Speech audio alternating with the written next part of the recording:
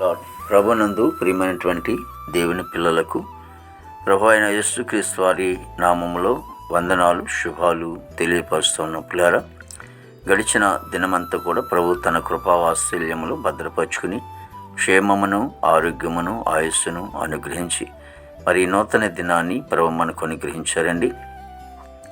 మరి 2025 సంవత్సరము 11వ నెల మరి 26వ దినాన్ని ప్రభు మనకు అనుగ్రహించి మరి ఈరోజు దేవుని వాక్యం యెహోవా అందరికీ ఉపకారి.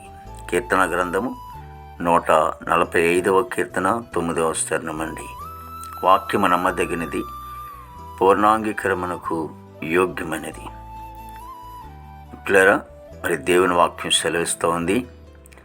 మరి యేసుక్రీస్తు ప్రభువారు అందరికీ ఉపకారి అని రాయబడింది. అంటే యెహోవా అందరికీ ఉపకారి అని రాయబడింది. యెహోవా అనగా రక్షకుడు, రక్షకుడు అనగా యేసుక్రీస్తు.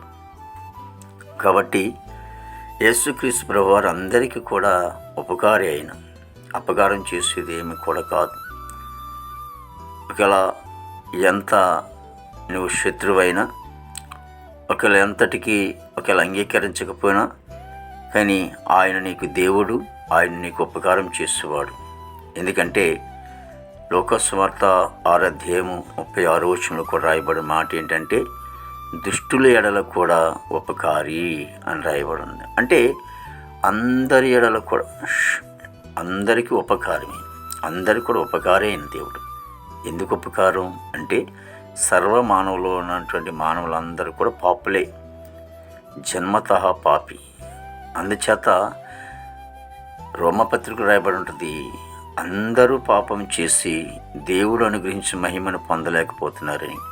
అందుకే పరలోకం నుండి భూలోకానికి ఒకరిద్దరి కోసం రాలేదు, ఆయన సృష్టించినటువంటి సర్వ మానవులందరి కొరకు ఈ లోకానికి వచ్చి కల్వరి శిలువలో ప్రాణం పెట్టి సమాధి చేయబడి తిరిగి లేసినటువంటి అద్వితీయ క్రీస్తు.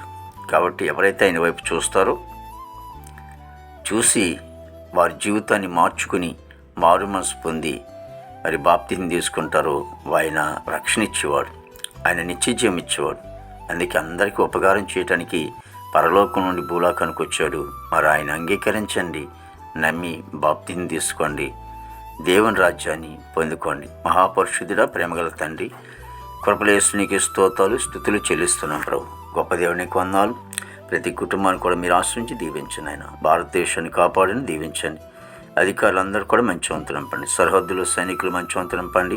ఆర్మీ బృందానికి అంతటి కూడా మంచి వంతు నింపండి. యవన బిడ్డలందరినీ కూడా ప్రభా చెడువాచల నుంచి దూరపరిచి రక్షించుకుని తండ్రి. ప్రభా ఇదిగో తండ్రి బిడ్డలు చదువుకున్నారు, ఎంతోమంది చదువుకునే బిడ్డలందరూ కూడా మంచి వంతు నింపండి. చక్కగా చదువుకుని ప్రయోజనాలు కృప దయచేయండి. ఉద్యోగస్తులందరూ కూడా మంచి వంతు నింపండి తండ్రి. నాయన ప్రభు యేసునికి స్తోత్రాలు. మా దేశ పాడి పడినంతలో మీరు ఆశించి దీవించమని ప్రార్థించమని కొందాలు. హాస్పిటల్లో రూమ్ స్వస్థపరచండి, జైల్లోనే విడుదల చేయండి, కోర్టు గొడవలు కేసు గొడవలను కూడా కొట్టివేసి రక్షణ లేని వారు రక్షణ తెచ్చండి, మారుమనసు లేని వారు మారుమ తెచ్చండి, గృహం లేని వారు గృహం తెచ్చండి, వివాహం లేని బిడ్డలకు వివాహం తెచ్చండి, గర్భఫలం లేని వారు గర్భిణీ శిశువుకు డెలివరీ తెచ్చండి. తల్లి బిడ్డ క్షేమం తెచ్చమని ప్రార్థించమని స్తోత్రాలు ప్రభు. ప్రతి సేవకుడు వారి కుటుంబం, బిడ్డలు, సంఘం, పరిచయం అందరినీ కూడా ప్రభు మీరు ఆశించి దీవించండి. ఈ దినమంతా కూడా ప్రభా నీ విశేషమైన కృపతో మమ్మల్ని నింపి నీ నామానికి మాత్రం మహిమ తెచ్చుకోండి. యేసుక్రీస్తు వారి దివ్యమైన నామములో ఇచ్చున్నాము తండ్రి.